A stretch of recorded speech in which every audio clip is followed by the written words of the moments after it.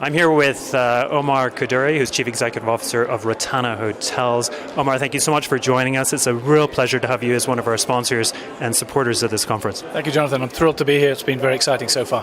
Fantastic. So listen, tell me, Rotana Hotels, you're here at the conference. What is it that you're currently looking at? What are the opportunities that you see in this country? We've been here since 2011, Jonathan. We've signed since 2011 until, I think, late last year, 6 hotels, Tehran, Mashhad, and just recently Esfahan. And there's so much more potential out there. But, like we were talking about on the panel, it takes a little bit of time to develop the relationships with the people that are wanting to invest and also getting to know the country. But I think it's an absolutely full of potential country and very excited to be here, and we'll continue to keep coming. So these 6 hotels that you've signed up for, are they in the development stage or whereabouts are they? They're new builds, I assume? They're all new builds, and 3 of them are in the development stage. The first one in Mashhad should open up by Q4 of this year, if not Q1 of 2018. And all the others are at various stages of development, except for the Esfahan ones that we're just doing the architecture now.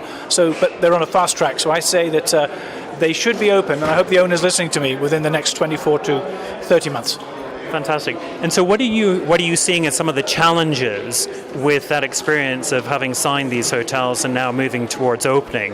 What are the challenges that you've noticed? Well, I think in terms of the hotels in Tehran and Mashhad, it's just taken a little bit longer than we expected since signing a management agreement. And I do understand that when we did sign, it was during the very difficult times of sanctions for Iran. So we understood that there was going to be a slowdown. But in terms of communication with our owners, we're fine. We're starting to understand the lie of the land a little bit. We're sending teams over to understand how the labor market works, how buying fruits and vegetables works. So when we come over here, we're ready.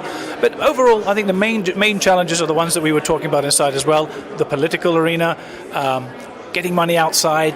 Booking.com is in town, but they're only trialing a few hotels, but they can't get their money out. So are they really going to commit? Those types of scenarios, I think, are going to be the most challenging moving forward. But if they can be identified, we broach the government with them. I'm sure, but slowly but surely, they're going to chip away at it because they know that they want to have the hospitality industry as one of their top GDP earners.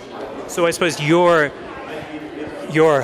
plans are that by the time these hotels open, it will become easier to expatriate the funds. Yes, I'm hoping so. I think everybody is here. I mean, investors need comfort. They need confidence. I mean, they need to understand that although the investors know that there's a huge supply and demand issue here. I mean, there's big demand and not enough supply. So that issue for the investors is fine. But what about everything else that's going to be coming after you invest in the hotel? So we're hopeful that the government are going to listen to what we're saying. They want to hear us.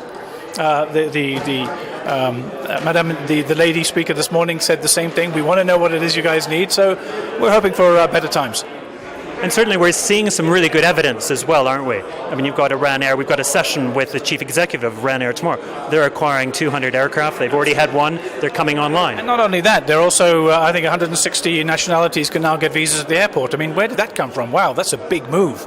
So, I mean, they're obviously working on lots of things, but I think it's not all going to happen overnight. But as long as people like us and conferences like this come to town and start talking more about what it is the industry needs to become a top-notch destination, I think we'll get there. So how important do you think a conference like this is for the industry? Extremely important, and I'd say this is probably the first professionally organized international conference that Tehran's seen. And we're hoping that it's going to continue.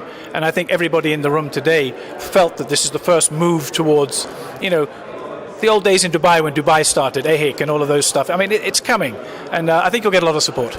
Great. Omer, thank you so much for being with us, being one of our sponsors, and it's great to have you here with us. Thank you so much.